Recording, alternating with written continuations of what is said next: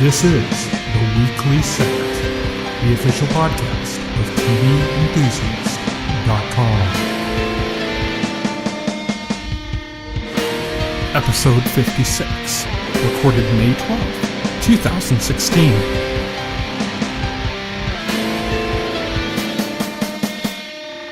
Hello, everybody, and welcome to the official podcast of TVEnthusiast.com, the Weekly Set. I am your host and editor-in-chief of TV Enthusiast. My name is Tyson Gifford, and joining me today, as always, is the indomitable Will Roehrig, our keeper of comics. Hello. Okay, so today we're going to talk about some of the Upfront news that's been going on. That's a lot of cancellations and new series orders. And then we're going to talk about episode 2 of Peaky Blinders. So let's kick it off with the Upfronts. So I got like a little link here I'm looking at to show the story I wrote earlier today. A lot of cancellations.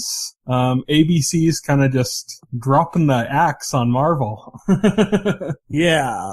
Agent Carter, which I think we pretty much assumed that wasn't coming back, got officially canceled. It's gone. But what I wasn't expecting at all was that Marvel's Most Wanted now got the axe. And now they've done the episode that basically says they can never come back to the show. Yeah, that was stupid. Way to count your chickens before they had S.H.I.E.L.D. showrunners. You got rid of two great characters and for no reason now and whatsoever. Totally like they can never come back reasoning for them to leave too. They really should have left the door open, you know? Yeah. Left some kind of a door open on there, but they closed that door firmly, and then now they're gone, so. Now they're just gone. Yikes. So yeah, that's cutting back on the Marvel on ABC content. But they got that show coming to Freeform that you're so excited about, Will. Ugh. Yeah. Cloak and Dagger, that's still coming.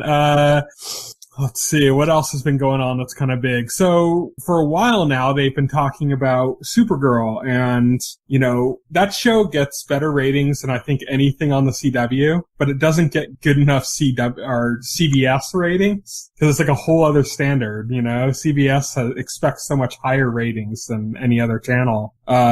So it didn't quite meet up to that. Thankfully, CBS owns about half of the CW alongside Warner Brothers, who actually produces the show. So they decided, let's move it to the CW. So that is going to be on the CW now. And as a result, the show is being moved from Los Angeles to Vancouver, which is going to be much cheaper. I think pretty much everything on the CW films in Vancouver. Oh yeah, it's all in Vancouver. So CW is like Vancouverville. Yeah. So the other plus side of this is that if you are a fan of Supergirl and you like the whole kind of Greg Berlanti Arrowverse kind of connection with things, this probably means they're going to have much more of those connections from now on. Because even though they kind of take place in different universes, Supergirl's like a totally different universe, now they're on the same network. And they managed to pull off a crossover with The Flash being in different networks and in different cities. Right. Grant Gustin had to fly from, during his busy shooting schedule, he had to fly down to Los Angeles to do that Supergirl episode. Yeah, so that was not an easy thing to pull off, Now they're going to be neighbors. They're going to be right next to each other. The networks are going to be the same. You're probably going to see a bit more of a CW tone kind of be injected into the series. So it's going to seem a bit more fitting into the universe that we know. Also, as I've seen it point out, the ratings weren't strong enough for CBS, but they're better than what you get on CW for pretty much anything. Yeah, like the ratings for Supergirl pretty much just destroyed everything on the CW, including the Flash. So it seems like it's going to be fine on the CW. Yeah, well, we'll see how much of the audience migrates over, because CBS just has a much larger pool of viewers than the CW does, just in general. So we'll have to see what happens with that. But, I mean, if you're into Supergirl and you like the Arrowverse, then this could be very good news. If you like Supergirl the fact that CBS had the CW in the back pocket just basically saved the show for you. This show would be gone if this was not the case. Let's just rename CW to the DC Comics Network. Or better yet, the Greg Berlanti Network. Yeah, the GB, because he runs all of those shows, including Supergirl, and he's got another show that was picked up on CW now that's unrelated to that, which is, let me see, I have it written down here somewhere. Riverdale, which is they're billing it as a Twin Peaks-esque adaptation of the Archie comics. Yep. So that's another one. And then he still has Blind Spot over at NBC. So he's got like 6 shows on TV now, at least that I know of. The guy's a beast. Yeah. He's pulling the old Carlton Cuse right now. Yeah, pretty much. He's pretty much running everything there. But I mean, he's just got to be like the top dog for Warner Brothers TV right now, because all 5 of those are Warner Brothers TV, and they're all on the CW. But then Blind Spot as well as Warner Brothers TV. So that's his 6th show. So yeah, he's the big dog over at Warner Brothers TV, it seems. Yeah, and CW. So he's got 5 shows there now. You know who else has 5 shows? This isn't even in my news article, but it's happened now with the most recent a show added on. Doesn't fit with our demographic and all, but Shonda Rhimes now has 5 shows on ABC. Oh yeah, that's right. Yeah, somebody I remember who say ABC is now the Shonda Rhimes network. It's kind of been going that way for a while now, but yeah, now she's got 5. It's been going that way for a while now. But it's, ever since like Grey's Anatomy hit it big. So whenever they're going to compare the ratings between CW and ABC, it's going to be Berlanti versus Rhimes. Yeah. I like In Love, the show on Netflix. The showrunner of that show, he was working. The show within the show, yeah. Yeah, that was definitely like a play on Shonda Rhimes. Oh yeah, definitely. Yeah. So let's see what else is coming. There is 2 more shows coming to the CW, new shows. No Tomorrow, a romantic dramedy about a businesswoman and a free-spirited man who help each other to live life like there's no tomorrow. Pass.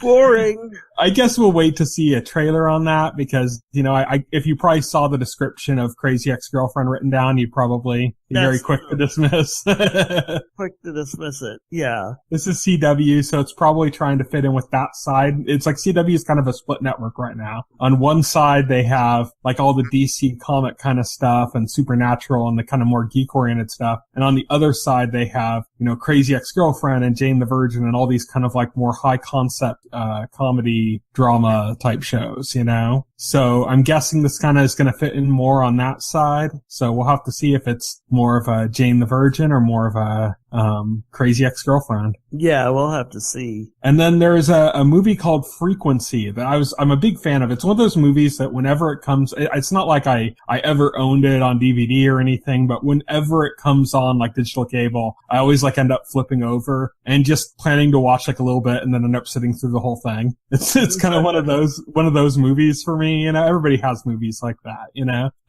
Frequency is one of those for me. It's kind of a pseudo time travel. It's about a father and a son, and they're communicating through an old ham radio through time. And there's kind of a murder mystery and it's taking place. So it's not literally time travel. Neither of them are time traveling. It's time traveling voices. Their voices are traveling through time to communicate over this ham radio. Right. I love the movie. I absolutely adore it. It stars Jim Caviezel, who's in Person of Interest. But yeah, that is being remade into a TV series on the CW, and it's being run, or at least initially set up, by Jeremy Carver, who is the showrunner on Supernatural right now. Nice. So yeah, there's going to be a lot of time travel shows on TV, because here's some other ones. Making History is going to be a single camera sitcom about time travel that's coming to Fox, who also picked up Lethal Weapon and Exorcist adaptations as well. That's the other big trend. A lot of movie adaptations. Frequency hits both of those. Let's see here. ABC picked up Time After Time, which is, I like the way you described it. So to our audience, the way you described that to me. Well, I didn't come up with this description, but yeah, it was, basically hunky six-pack H.G. Wells versus hunky six-pack Jack the Ripper. in modern Manhattan. Yeah, pretty much. I mean, then there's also then there's also a time travel series probably coming to NBC. This has not been confirmed yet, but I mean, everyone seems to be saying it's going to happen, which is Time, which I really know nothing about except that it's being run by Sean Ryan, who created The Shield, not Agents of Shield, but The Shield, Terriers, Last Resort, a bunch of really good shows, and Eric Kripke, who was the original creator of Supernatural. It's about the magazine. Yeah, it's about Time magazine. Yeah. It's a time travel story about Time magazine. Yeah, exactly. They go back in time to warn them that the entire newspaper industry is about to just go kaput because of technology. And they're trying to sabotage the internet to reserve the future of magazines. Yeah, so lots of time travel stuff. That's, besides kind of stuff we know Legends of Tomorrow, of course, on CW already came out this year, and 12 Monkeys is on its second season right now on Sci-Fi. So there's already been a lot of time travel stuff, but it's just doubling down. Yeah, there's just a ton of it. Doubling down. Like Legends of Tomorrow, too. Yeah. About time travel. Even The Flash has quite a bit of time travel in it. Yeah. So let's see here. What else we got? Sons of Anarchy. Fans of that are probably going to be happy that they're doing a spin-off of that. So, the Sons of Anarchy creator Kurt Sutter before had said that he wanted to do a prequel spin-off that was kind of about the origins of, the Sons of Anarchy motorcycle club. That's not what this is. Okay. This is being done alongside, Elgin James, another writer, that they're working on this together, and it's called Mayans MC. And so in Sons of Anarchy, there was a rival motorcycle club called the Mayans. That's like a all Hispanic motorcycle club. And, so that's what this is. This is about that motorcycle club. Oh, nice. So, yeah, Kurt Sutter, after finishing Sons of Anarchy, went and did Bastard Executioner. That was very quickly canceled. Wasn't very good. Now he's going back to motorcycles. Well, basically, it's like he tried something original, didn't work out, so let's go back to something familiar with a familiar, successful brand. And it's kind of his wheelhouse. So. Yeah, it's kind of like they're going back, they're playing it safe. They're like, well, Sons of Anarchy was already successful. Let's just do a spin-off of that. You tried doing something original and separated from that, and it didn't work. Mm-hmm.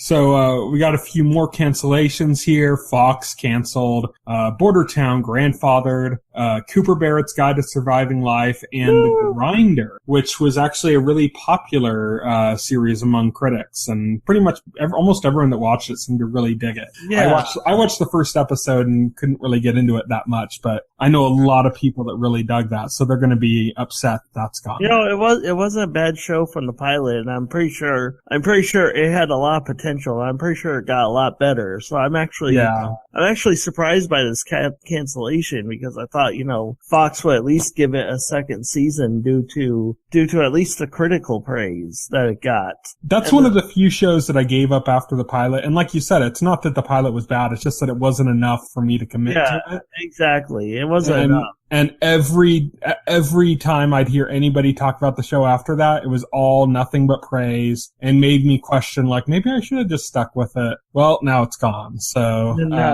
so yeah, so that's over.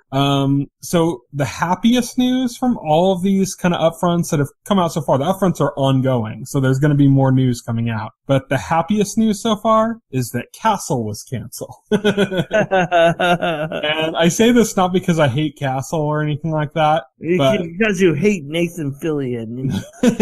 Why does this guy have a career? Good. I'm actually a big fan of Nathan Fillion, And I always was kind of like distressed by the fact that he went from like Firefly to Castle. It's kind of like David Boreanaz going from Angel to Bones. He pulled a David Boreanaz. He pulled a classic Joss Whedon lead male actor move. Yeah.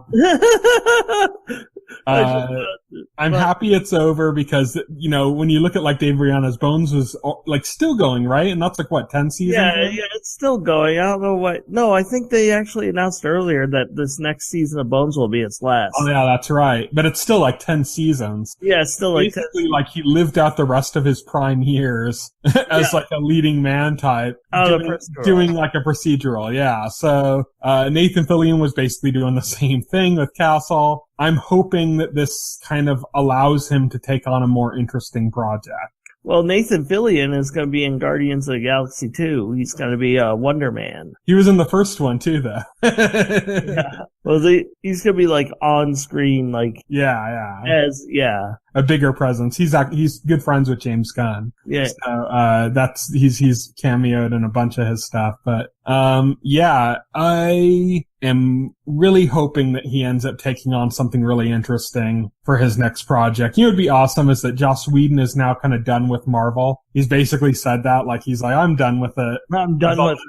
Not just with the Avengers. He's like, that chapter of my life is over. I'm happy with what I did and I'm done. And he's just been kind of floating around in the wind trying to figure out what he wants to do. What if he came back to TV and did something again with Nathan Fillion? That would be amazing. That would be. It could be amazing. Yeah, it could be. Just like it would be awesome if he got back together with Eliza Dushku from Angel and Buffy. Right, and made a new show with Eliza Dushku. How could that possibly go wrong?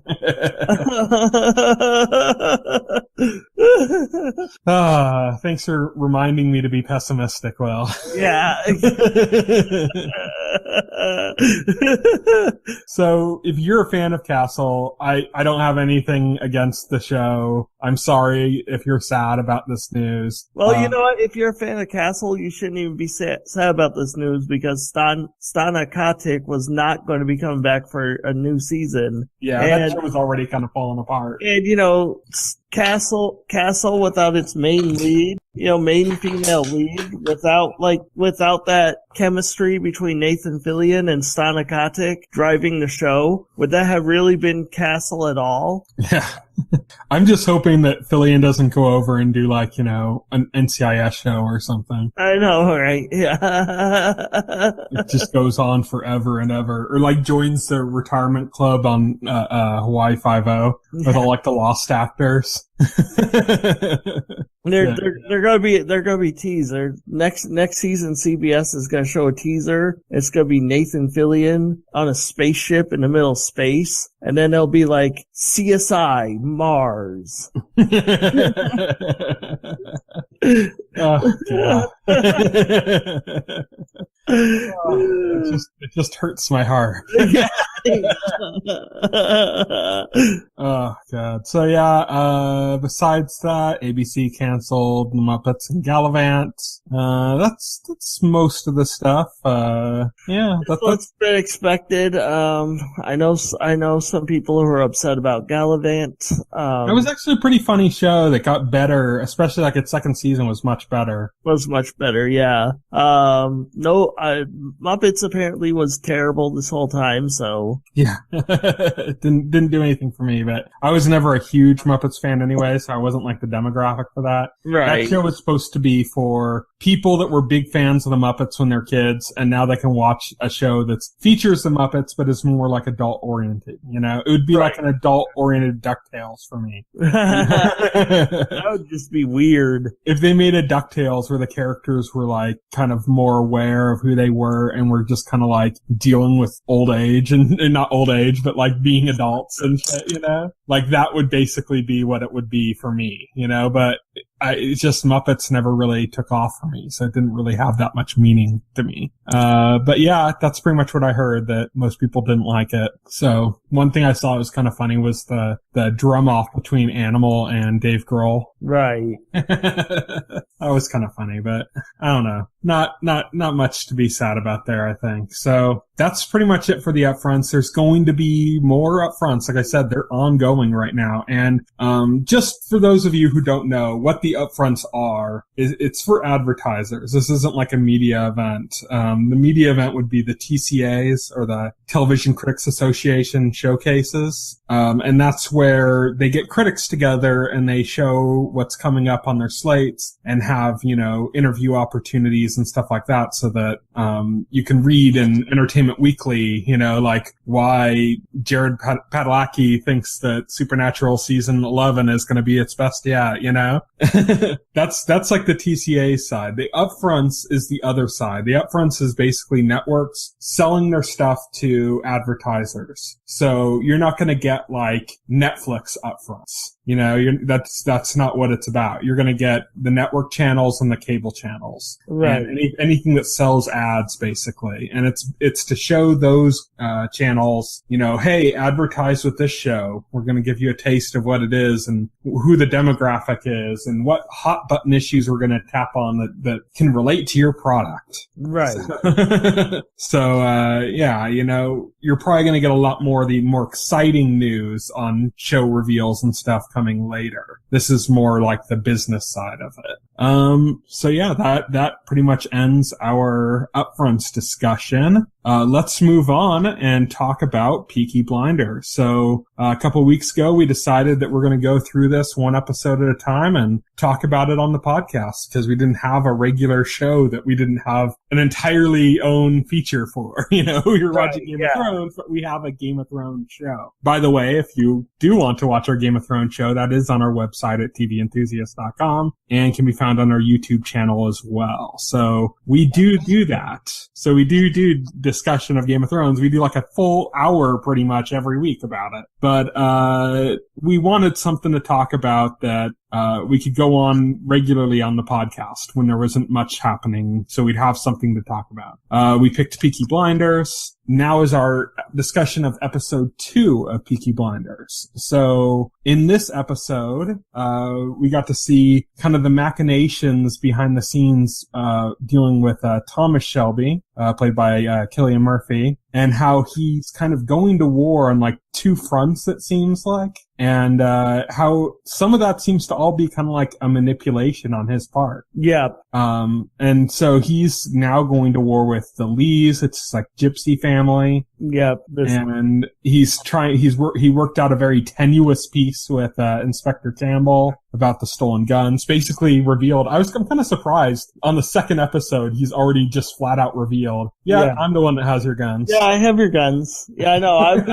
I was surprised that this was happening in like the very second episode. I was like, whoa, okay, this is moving fast. Well, I'm like, this storyline's moving pretty fast. I hope they have like more stuff up their sleeves, because it looks like, because I'm like, wow, okay. Well, there's 3 seasons of it now, so they got sure there's plenty more, yeah. But so Thomas Shelby is basically telling Inspector Campbell, yeah, we got the guns. Here's the deal. Play ball with us. Stop raiding us. Stop causing us trouble. And tell your friends on the police force, to kind of stand down and step aside when I make my move somewhere else, because I'm going to make a move pretty soon. And if you do that, you get the guns, you become a big hero. If you don't do that, I'm going to send the guns to the IRA and basically undo everything you made your entire career on in Belfast. Yeah.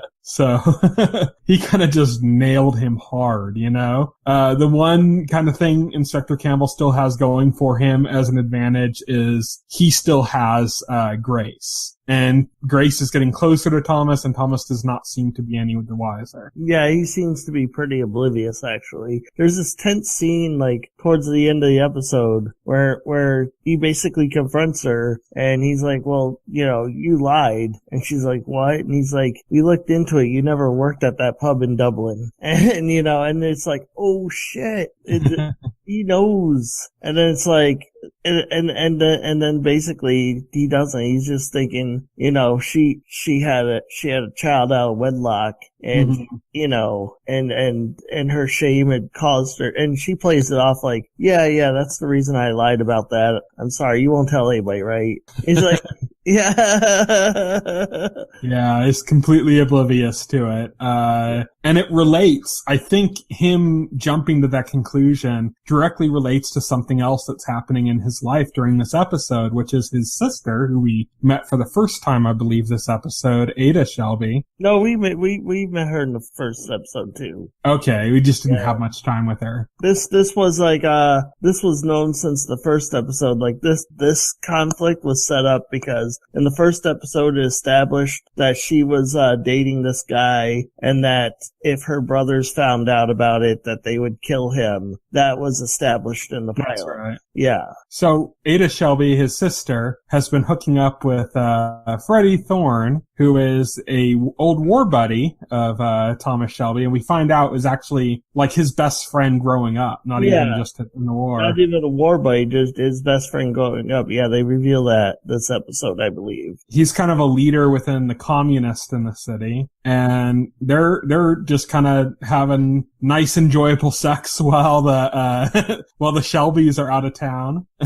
And you find out that that's when a raid starts occurring. This is Campbell's men. This is from before the confrontation between Thomas and Campbell. Yeah, this is what actually leads to confrontation. And so there's these raids going on, and she has to escape really quickly. He has to lie low.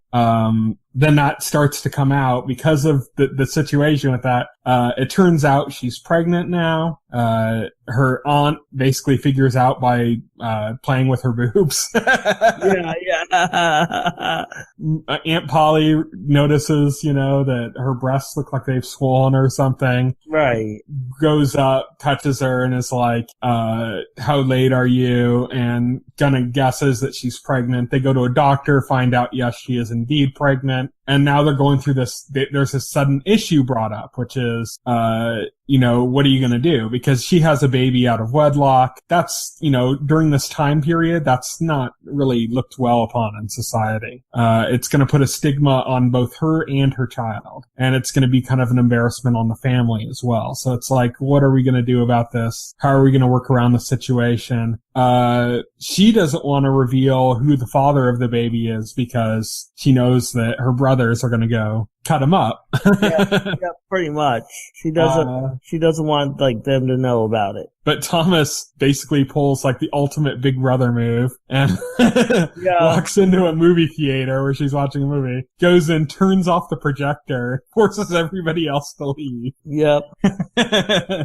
And forces her to give up the name of the baby daddy. Yep. Yeah. And basically what they work out is she convinces him not to kill him, but rather to give him an opportunity to make right, to marry her. And he does that. He's able to get word to it, to our surprise, because we don't know that he's doing this. We know it's what you wanted him to do. Right.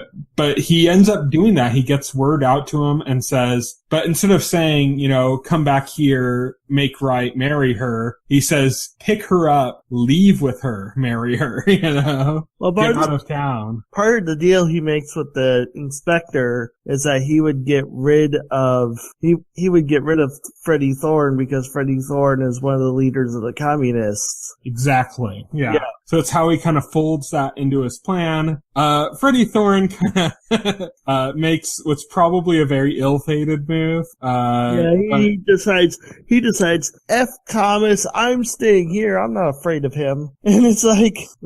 but that is probably coming with his own agenda unrelated to pregnant Ada. Yeah, I think that has a separate agenda. I don't see things ending well for Freddie Thorne. do not either. Yeah. Thomas had earlier, when he was talking about Freddy with Aunt Polly, had said that, what do you think Freddy sees when he looks at Ada? And he said, I'll tell you what he sees. He sees guns, bullets, power, you know? Right. And, like, that's something I hadn't even really thought of. I just thought he was kind of being a dick and sleeping with, with Ada as kind of like a way of, like, I don't know, just being like, yeah, I'm fucking your sister behind your back kind of thing, you know? But after Thomas brought that up, it's like, oh yeah, okay, I see. He's playing a game here. And so this is setting up, you know, some real conflict here, because now this is obviously going to cause an issue between the agreement between Thomas and Campbell, but it's also going to be causing a big issue, in the Shelby family. Yeah. So what else happened in this episode here? His racehorse had to be put down. Yeah, let's talk about that. Let's go back to when he acquired this new racehorse. Yeah. He sold the car to get this racehorse. And they encounter this gypsy gang, this gypsy family called the Lees. Yeah, the Lees. They get into a fight. You know, the Lees, like, they insult Thomas's mother, and all bets are off. We even see them use the hats. Yeah, we got to see them use the Peaky Blinders. Yeah. And that's where the name comes from, because they aim those things right at the eyes. Yeah, that's why they're called the Peaky Blinders. Yeah. So they get in a fight, you know. You think like at the beginning of the episode that this was like just this spontaneous thing, but it turns out at the end of the episode we find out that it was actually a calculated move. Mm-hmm. On Thomas's part, because what happens at the end of the episode is, you know, Billy Kimber, the king of the racetracks, the people that, you know, everybody else but Thomas is afraid of, you know, and they're constantly telling Thomas not to mess with him. He finds out what Thomas has been doing, fixing the races, you know, and so he comes into the bar to confront Thomas and the other Shelbys. And there's this very tense confrontation. And then this is where we find out what Thomas has been planning, because he suggests that the Lees, the people he fought at the beginning of the episode, the Lees are doing a lot of damage to Billy Kimber's organization. You know, they're basically enemies of Billy Kimber's, and he's saying, well, they're enemies of mine too. The enemies of my enemies are my friends. Yeah, and so he's saying, you know, we can work together to take them out. Billy Kimber, I think Billy Kimber is like, I think he's like way too arrogant, because he says like this line, he says, people don't work with me, they work for me, you know? Yeah. Well, it's interesting because we're kind of seeing the organization that Billy Kimber has. And he's hot-headed. He's kind of like the face of fear for this organization that everybody fears, because he's kind of hot-headed and he's aggressive. But it's kind of made pretty apparent to us that organization itself has its own kind of Thomas Shelby. Right. And that's a man named Roberts, who's Kimber's advisor. Yeah, Kimber's advisor. And Roberts is like, oh, hold on a minute. Thomas Shelby here has a point. And this is what might make Thomas's plan work. I don't think it would have worked if Billy's side didn't have a Roberts. Billy Kimber comes off to me as kind of dim-witted. You know, he's like all muscle, but like no brains. Yeah. I think Roberts is like the real brains of the operation here. Or it seems, you know. Yeah, definitely. It's like, again, to do like the kind of, what's it called? The show I compared this to last week, Boardwalk Empire. In Boardwalk Empire, they talked about like, Lucky Luciani's gang, who's, you know, like the Peaky Blinders, Lucky Luciani's a real mobster. And in Lucky's organization, there was, you know, one figure, there's like this Jewish man that was kind of like the real kind of brains behind the operation. It's not that Lucky was stupid, it's that, you know, this guy was smarter. and he kind of stood back a bit and was a little bit out of the spotlight, and helped kind of maneuver things for Lucky. And that seems to be kind of Robert's role here with Billy Kimber. Right. Billy Kimber is like the aggressive face, It's not exactly the same as the Shelby family, whereas Thomas is the brains and Arthur's like kind of the face. In the Shelby family, it's like everybody knows that Thomas is the real leader, and Arthur is just there because he's the eldest. Yeah, because he's the eldest, yeah. He's not the toughest of the Shelbys or the smartest, That scene, again, that plays into that scene because Billy Kimber gets in there and, like, he's like, who's the leader? And, like, he's like, well, I'm the oldest. and he's like, and then he's like, and then there's the youngest there. And so he goes, you're old. And then he goes, so, Thomas, he points to Thomas, so you must be the leader. Yeah. Well, first he points to another Shelby brother, John Shelby. Yeah. Says, and you're the hothead. Yeah. And you're the hothead. So, yeah, Thomas is the clear leader. And in the situation with the Shelbys, he's like he's both like the smart guy and the kind of like intimidating figure as well. Right. Whereas it's split on Billy Kimber and Roberts, where it seems like Billy Kimber is the intimidating presence and Roberts is the brains. Right, exactly. So yeah, it looks like he's using this as a move against the Lees, and he said he wants to expand his territory. Does that mean he's going to go into the territory that the Lees have been taking on from Billy Kimber by doing damage to his organization, or that his goal is to take on Billy Kimber himself? His goal is to take on Billy Kimber. I think yeah, that's definitely his goal. That's his angle. That seems to be the case with me, but that pretty much covers, I think, the plot in this episode. Just to speak more about the episode in general, I'm just, again, like even more so than the first episode, this show is gorgeous.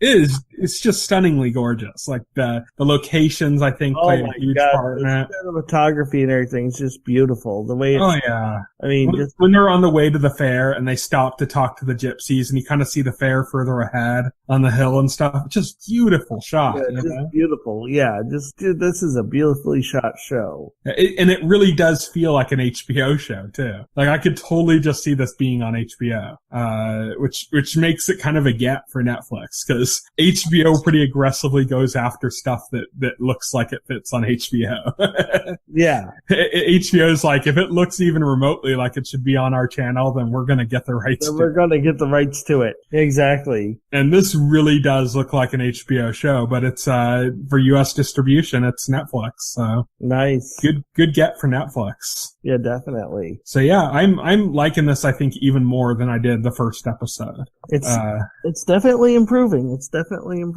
Oh yeah. Can't wait for episode 3. And we'll talk about that probably next week. I'm not sure. I might have the summer preview up for next week, and if that's the case, then we'll do that. So probably be a week off of Peaky Blinders, but we'll definitely at some point, either next week or the week after. We're gonna do that. Maybe the week after I'll do the summer preview. But so probably episode 3 of Peaky Blinders next week. I'm pretty sure. But we're gonna have a week off soon. Yep. Definitely. Just because we'll have a bigger podcast topic. But yeah, that's it for Peaky Blinders. So, you're still digging the show? Yep, still digging the show. I am as well. So if you want to follow Peaky Blinders with us, yeah, we're watching episode by episode. So we're 2 in. Watch 3 episodes and tune into the next podcast. And unless we end up doing the summer preview on that episode, we'll be talking about episode 3 next week. And you can follow along with us. Yeah. Until then, that's it for the podcast. Thank you everybody for listening. My name is Tyson Gifford. I'm the editor-in-chief of TV Enthusiast. And who joined me today was Will Rowrick. And that's it for tonight. So thank you everybody for listening. If you would like to voice your opinion, send an email to theweeklyset@tventhusiast.com. TV Enthusiast is a part of the Enthusiast Media Network. Stay tuned to TV Enthusiast and the Weekly Set podcast for more coverage of all of your favorite shows.